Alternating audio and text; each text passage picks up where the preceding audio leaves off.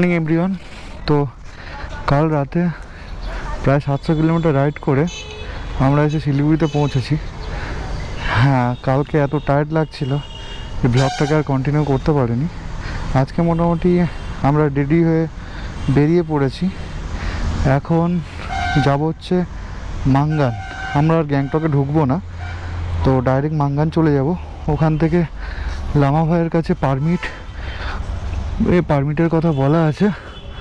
Permit নিয়ে একেবারে আমরা বেরিয়ে পড়বো লাচুংয়ের দিকে। তো সে যাই হোক, চলো। হ্যাঁ, 8:21, 9টা না, 8:21 বাজে এখন ঘড়িতে। চেষ্টা করব তাড়াতাড়ির মধ্যে যেন 12টা সাড়ে 12টার মধ্যে মাঙ্গানে ঢুকে যেতে পারি। দার্জিলিং মোড়ের কাছে রাস্তাঘাটের অবস্থা আপাতত খুবই খারাপ। ওভারব্রিজের কাজ চলছে। কালকে আমরা যে হোটেলে ছিলাম সে হোটেলটা সত্যি কিন্তু খুব ভালো, একদম রাস্তার ধারে, মেন রোড থেকে আমাদের বেশি দূর ঢুকতেও হয়নি। আর হোটেলের পরিষেবা A1।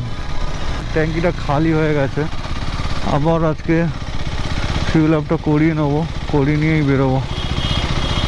মাঙ্গানের ডিস্টেন্স দেখাচ্ছে 113 কিলোমিটার, 131 কিলোমিটার, কিন্তু যেতে কতটা সময় লাগবে তা জানি না।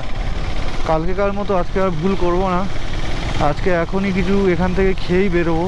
শিলিগুড়ি থেকে বেরিয়ে জাস্ট মানে কি বলবো, শিলিগুড়িটাকে ছেড়েছি, ব্যাস পাহাড় দেখা শুরু হয়ে গেছে। বাঁদিকেই হচ্ছে কি Bengal safari wild life century. দেখো জাস্ট অসাধারণ। তো মানবাজার 44, কালিম্পং 54, গ্যাংটক 104। বাদিকের বোর্ডে লেখা ছিল এলিফ্যান্ট ক্রসিং জোন। এখান থেকে কিন্তু এলিফ্যান্ট ক্রসিং হয়।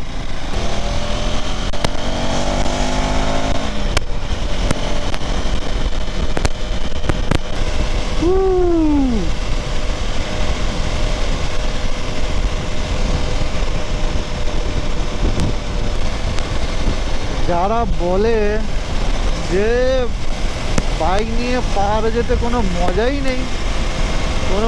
নেই, কি হয়, কি কষ্ট, কি। কালকে যখন 700 কিলোমিটার রাইড করেছি তখন সন্ধেবেলা এত কষ্ট হচ্ছিল না, দাঁড়াতে পারছিলাম না, বসতে পারছিলাম না, কিছু করতে পারছিলাম। বাট এখন সে কষ্টটা কিছুই নয়। এই দিনটার জন্যই তো অপেক্ষা করেছিলাম, এই দিনটার জন্যই তো এত কষ্ট করেছিলাম। ও কি শান্তি মাইরি! এই ঠান্ডা ঠান্ডা বাতাস যখন মুখে লাগবে একটা অন্যরকম ফিলিং যাচ্ছে শরীরে। মনেই হচ্ছে না যে ক্যামেরাটা বন্ধ করি, বিশ্বাস করো, একদমই মনে হচ্ছে না। মেমোরি ফুল হবে, হোক, কোনো ব্যাপার না।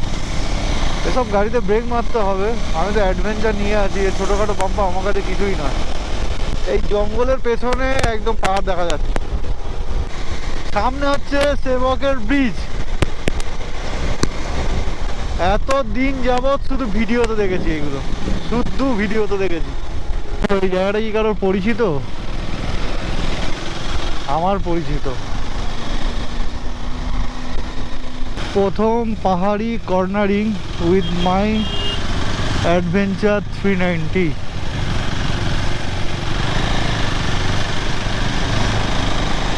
ভাই ভাই, হাওয়া শুকিয়ে যাচ্ছে।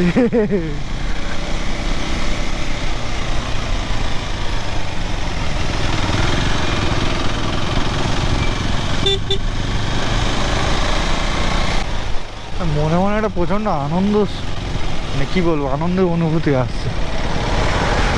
ওরে ভাই সাব, হ্যাঁ, বড্ড জ্যাম। এই টাইমটাই সবাই যায়, যদিও যারা ক্লাচের ব্যবহারটা বেশি করো পাহাড়ে এসে কিন্তু সাবধান বাইকের, হয়তো যে কোনো মুহূর্তে ক্লাচ উড়ে যেতে পারে। গিয়ার ডাউন করো, থ্রটেল দাও, আস্তে আস্তে ওপরে ওঠো। বেশি ক্লাচের উপর প্রেশার দিলে ইঞ্জিন কিন্তু হিট হয়ে যাবে, ক্লাচ প্লেটটা পুড়ে যাওয়ার সম্ভাবনাটা বেশি। আমি যদিও এত ভারী বাইক নিয়ে, এত বড় বাইক নিয়ে এই ফার্স্ট টাইম পাহাড়ে উঠছি, বাট এর আগে আমি পাহাড়ে ড্রাইভ করেছি, তো সেই জন্য খুব একটা অসুবিধা হবে বলে আমার মনে হচ্ছে না। এবার দেখা যাক। মঙ্কো 34, কালিম্পং 42, গ্যাংটক 92 কিলোমিটার। তিস্তার জলটা কি সুন্দর লাগছে।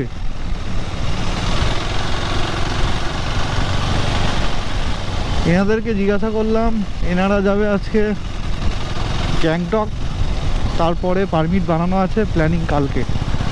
পারমিট অফিস থেকে ফোন এসেছিলো এক্ষুনি, ওরা বললো যে গ্যাংটক হয়ে নাকি মাঙ্গান ঢুকতে। মাঙ্গান যাওয়ার রাস্তাটা নাকি প্রচণ্ড খারাপ হয়ে আছে, তাতে সমস্যা হতে পারে, তাই বললো যে দাদা গ্যাংটক হয়ে আসতে। তো চলো কী করা যাবে, ওরা যেটা বলছে সেটা শুনতে হবে, কারণ বেকায়দায় বিপদে পড়ে গেলে এত দূরে এসে সমস্যায় পড়ে যাব। ও ভাই সাহেব, এখানকার বাস ড্রাইভাররা যা বাস চালায় ভাই রে ভাই, প্যাসেঞ্জারদের মনে হয় যারা নতুন, যারা সবার মানে এই প্রথম পাহাড়ে এসছে, তারা এদের টার্নিং নেওয়া দেখলে মনে হয় বুকের হাওয়া শুকিয়ে যাবে। পাহাড় সুন্দর এই ওই তাই সবাই বলে, কিছু লোক আছে সেগুলো বুঝবে না। এই দেখো নিচে দিকটা, হা হা হা হা হা হা, কি সুন্দর লাগছে। ওয়েদারটা একদম ঠিকঠাক, বৃষ্টি বৃষ্টির কোনো গল্পই নেই, কিচ্ছু নেই। টুকটুক করে যাবো আর মজা করব। একদম পুরো তিস্তার কাছে নেমে এলাম একদম। এখান থেকে একটা সিঁড়িপথ দিয়ে যদি নামার রাস্তা করতো তিস্তাতে, বেশ ভালো হতো। ল্যান্ডস্লাইড হয়ে পাথর পড়ে পড়ে কি অবস্থা দেখো।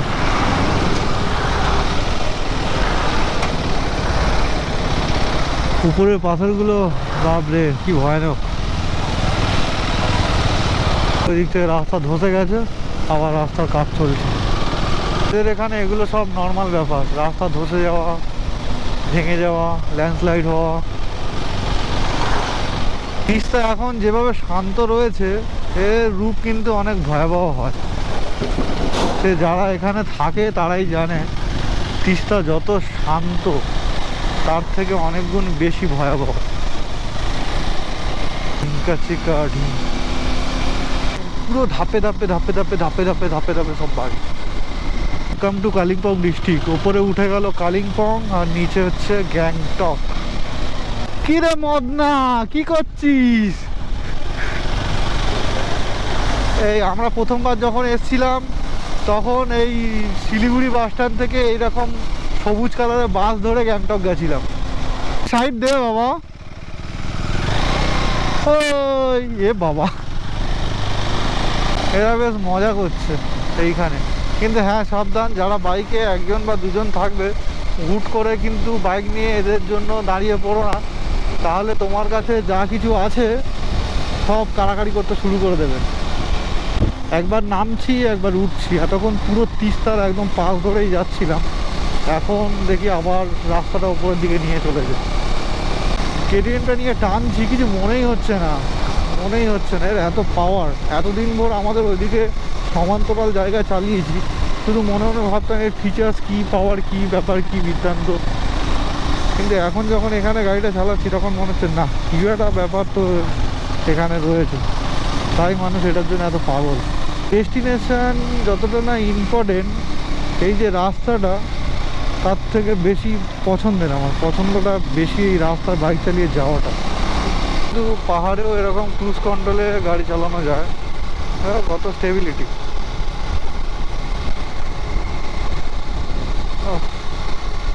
ভাবো এরকম শান্ত একটা নিরিবিলি জায়গা, তুমি একা একা বাইক চালিয়ে যাচ্ছ, এটার ফিলিং কিন্তু অন্যরকম। সেই লাগছে কিন্তু রাস্তাটা।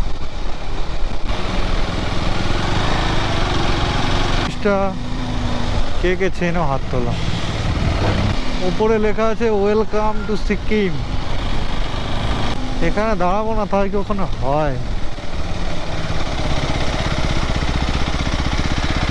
আরে ঢিঙ্কা চিকা ঢিঙ্কা চিকা ঢিঙ্কা চিকা ঢিং নাম।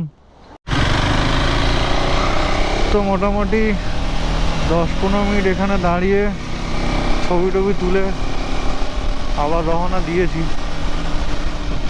দেখো কি সুন্দর লাগছে। এটা যখন আগে 2021-এ এসেছিলাম তখন এটা ছিল না। লেখা আছে welcome to Sikkim, the green state of India, আর নিচে বড় করে ইন্ডিয়ার ফ্ল্যাগ উঠছে। জয় হিন্দ, গ্যাংটক আর এখান থেকে 38 kilometre straight. Welcome to Sikkim. নিচে যে সিংথামের রাস্তাটা আছে ওটা ধরেই মাঙ্গান যাওয়ার কথা ছিল, ছেড়ে দিলাম। ওই রাস্তা থেকে যদি মাঙ্গান যেতাম অনেকটা তাড়াতাড়ি হতো, মানে অনেকটা ডিস্টেন্স কম, কিন্তু কিছু করার নেই, রাস্তা খারাপ থাকলে তো আর যাওয়া তো সম্ভব না। এরকম যদি হতো যে এই পাহাড়ের ওপরে ছোট্ট বাড়িটা যেটা আছে, সেই বাড়ির মালিক হয়তো বললো যে এই বাড়িটা তুমি নিয়ে নাও, তুমি থাকো এখান থেকে, আমি কিন্তু থেকে যেতাম। জন্য লোক এত টাকা দিয়ে এসব বাইক কেনে। ভাই আমার HF ডিলাক্স আর হর্নেটটা হলে কি যে হাল হতো না। বলছি না যে ওইসব গাড়ি খারাপ বা প্রবলেম, বাট যারা ফার্স্ট টাইম পাহাড়ে রাইড করবে ওইসব বাইক নেওয়া মানে অনেক অনেক কষ্টকর ব্যাপার। রাস্তা ভেঙে যাওয়ার পরে এই টানেলটা বানিয়েছে। ও ভাই সাহ, এরকম একটা মনে হচ্ছে জীবনে টানেলে বাইক চালায়নি তো।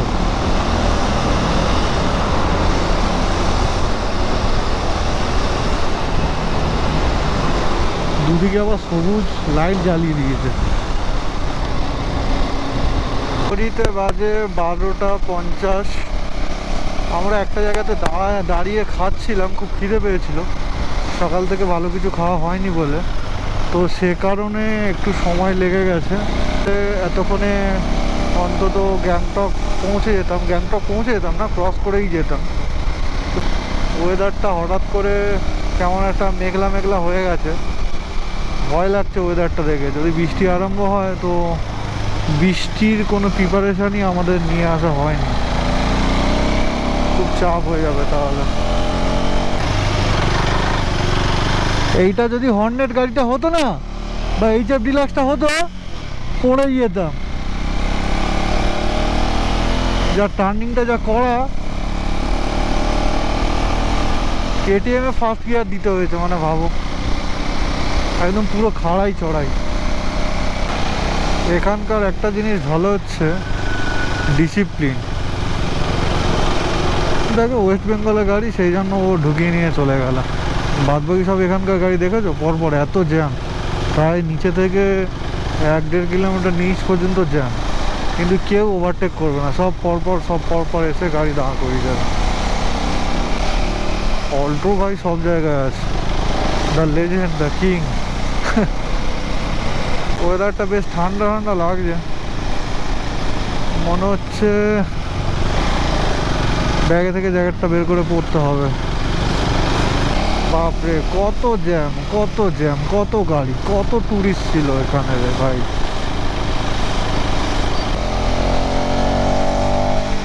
চল মেরা ঘোড়া।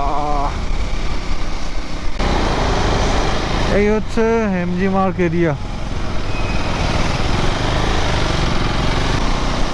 এখানে একটাই সমস্যা, সেটা হলো সব টার্নিং নেওয়ার পরে মনে হচ্ছে যেন সব একই জায়গা। চলো গ্যাংটক সিটিকে বাই বাই করলাম, এখন যাব মাঙ্গানের দিকে। লাচুং কিন্তু এখনও 123 কিলোমিটারের মতো বাকি, আর মাঙ্গান হচ্ছে 68 কিলোমিটার। দেখা যাক কত দূর পৌঁছতে পারি। রাস্তা ঠিকঠাক খোলা থাকে 123 কিলোমিটার, বাজে 1:25, তাহলে লাচুং চলে যাওয়া কিন্তু যায়। সব ছাড়ার পরে হঠাৎ করে বৃষ্টি হচ্ছিল, তো সেই জন্য ক্যামেরাটা বন্ধ করে দিতে হয়েছিল। এখানে গরু চলছে কোথা থেকে। যাই হোক, মাঙ্গান কিন্তু এখনও অনেকটা দূরই বাকি, আর টাইম প্রায় 2টো টপকে গেছে, অনেকটাই দেরি হয়ে গেছে। এই সময় কোনো কিন্তু ট্যুরিস্ট গাড়ি নর্থ সিকিমের দিকে যাচ্ছে না, বিকজ অফ ট্যুরিস্ট গাড়িগুলো কিন্তু সব সকালবেলায় চলে যায়। এখন শুধু 2-4টে ফেরার গাড়ি দেখতে পাচ্ছি, বাকি একটু পরে হয়তো আরও ফেরার গাড়ি দেখতে পাবো, কিন্তু এখন যাওয়ার গাড়িটা খুব কম, নেই বললেই চলে। প্রথমবার যখন এসেছিলাম এখানে দাঁড়িয়ে একটা ছবি তুলেছিলাম, এখন জায়গাগুলো সব কেয়ার ফ্ল্যাগ দিয়ে ভরিয়ে দিয়েছে। তবে কি অবস্থা, এই ব্রিজটার হাল এরকম হয়ে গেছে। আগের বারে যখন এসেছিলাম ব্রিজটা কত নতুন ছিল। ও সাইডে একটা ব্রিজ বানাচ্ছে, ওরে বাপরে। দাঁড়াও দাদা দাঁড়াও, আমি পেরিয়ে যাই, আমার খুব ভয়। এই দেখো চওড়া চওড়া লোহার পাত দিয়ে এটা বানাবে। আরে বাবা রে,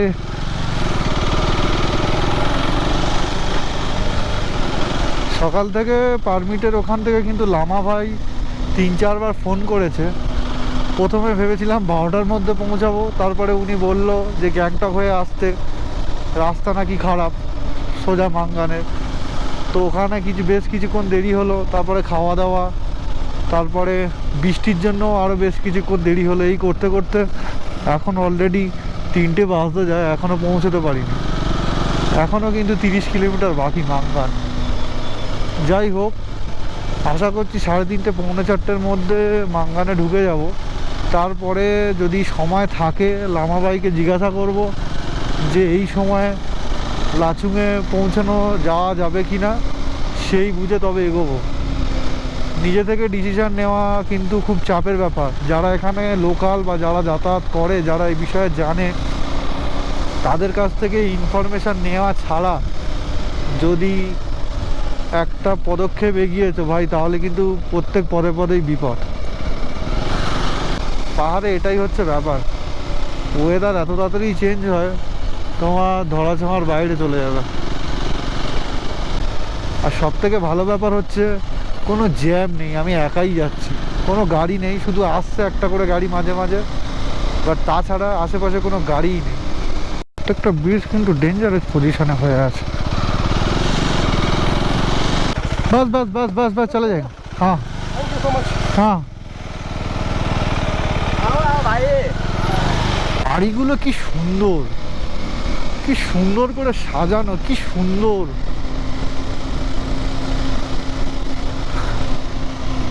এখানে থাকা স্বর্গে থাকা সমান মনে হয়। তবে এদের লাইফস্টাইল কিন্তু অত্যন্ত কঠিন, আমাদের মতো অতটাও সহজ সরল নয়। বাচ্চারা কিলোমিটারের পর কিলোমিটার হেঁটে স্কুলে যায়, এখানে তো গাড়ি ঘোড়া অতটা চলে না, যা করতে হয় নিজে থেকেই করতে হয়, নিজেদের যা আছে তাই, আর নয়তো লিফটের জন্য বা গাড়ি ঘোড়ার জন্য ওয়েট করতে হয় ঘন্টার পর ঘন্টা। এই বাড়িটা দেখো কত সুন্দর, কত সুন্দর দেখাচ্ছে, দেখো দেখো। কেউ আমাকে দিয়ে দেয় না কেন এইরকম বাড়ি একটা করে, এরকম একটা বাড়ি পাহাড়ে আমাকে করে দিক, সে যা বলবে আমি তাই করবো। টিপ টিপ করে বৃষ্টি হচ্ছে হালকা, এতটাই হালকা যে গায়ে লাগবার মতো নয়। যারা আমার সাথে প্ল্যান করছিলিস আর এলি না, আর কি করা যাবে, তোদের আর কি বলবো। আসিস নি এখন দেখ। आगे और पेट्रोल पंप है या नहीं? हाँ? आगे और पेट्रोल पंप है या नहीं? ज़्यादा दूर नहीं है, 10 किलोमीटर दूर, 12 किलोमीटर दूर है। अच्छा अच्छा, नहीं है। उसके बाद नहीं है ना? পেট্রোল পাম্প আছে 10 কিলোমিটার পরে, মানে মাঙ্গা নেই, ঠিক ভেবেছিলাম। তারপরে আর পেট্রোল পাম্প নেই। ঠিক আছে, কোনো ব্যাপার না, হয়ে যাবে। রেঞ্জ যা দেখাচ্ছে, যত পোকা নোংরা সব, উইন্ডশিল্ডের অবস্থা দেখো। কিন্তু অ্যাডভেঞ্চার তো অ্যাডভেঞ্চারই দেখাচ্ছে। এই শিলিগুড়ি থেকে এই মাঙ্গান পর্যন্ত আসতে আমার 700 টাকা তেল পুড়েছে। ঠিক আছে চলো, খুব ভীষণ খারাপও মাইলেজ দিচ্ছে না, আর খুব ভীষণ, কেটিএম তো মাইলেজ দেয়ই না। যাই হোক, লামা ভাইয়ের অফিসে যাব, লামা ভাইকে জিজ্ঞাসা করব যে আগে যাওয়া সেফ হবে কি না, সেই বুঝে কিন্তু যাব। পাথরটা রাস্তায় পড়েছিল, তাই আমাদেরকে আটকে রেখে পাথরটা সরানো হচ্ছিল। হাল দেখো,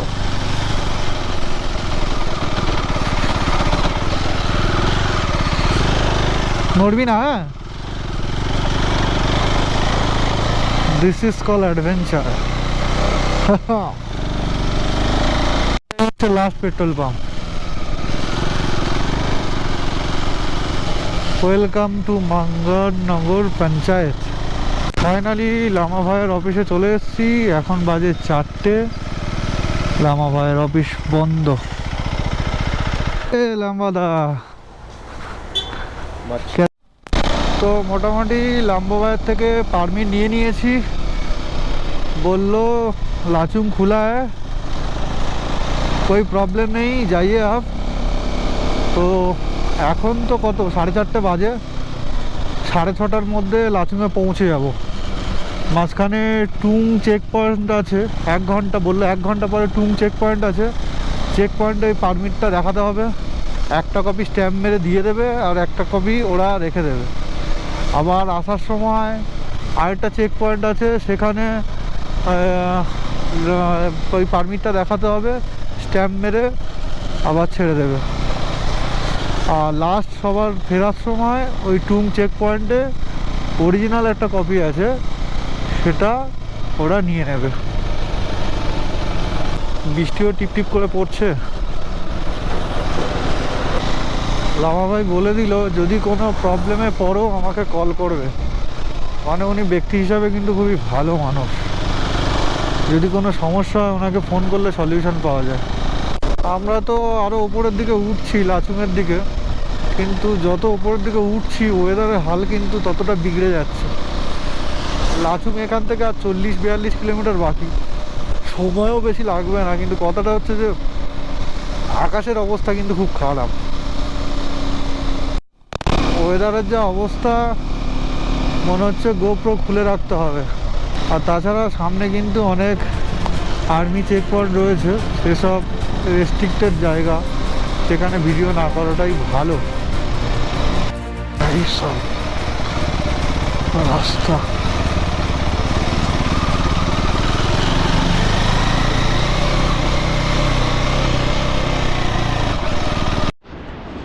টুং চেক পয়েন্টে পারমিট দেখানোর পরে এখন লাচুং থেকে 20 কিলোমিটারের মতো দূরে আছি। আর জায়গাটা শুধু দেখো, ওই দেখো এত সুন্দর লাগছে, জাস্ট অসাধারণ।